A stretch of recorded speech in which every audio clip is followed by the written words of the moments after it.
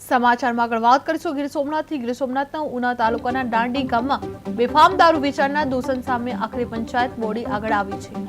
જે લાંબા સમયથી ગામમાં ચાલતા દારૂના ગેરકાયદેસર વેપારથી ત્રસ્ત થઈને પંચાયતે ગામમાં દારૂ વેચવા અને પીવા ઉપર પૂર્ણ પ્રતિબંધ લાગુ કર્યો છે। જે સરપંચ પ્રતિનિધિએ આક્ષેપ કર્યો હતો કે દારૂના કારણે અનેક યુવાનો મોતને ભેટ્યા છે અને ઘણી મહિલાઓ વિધવા બનવાની નોબત આવી છે। જે પોલીસની બેદરકારી વચ્ચે પંચાયત બોડીની બેઠક બોલાવીને કડક ચીમકી આપી હતી કે જો હવે કોઈ દારૂ વેચશે તો ગ્રામજનો જનતા રેડ કરશે। જે આ નિર્ણયથી રાજ્યની દારૂબંધીની અમલીકરણ વ્યવસ્થા પર પણ સવાલો ઉભા થઈ રહ્યા છે।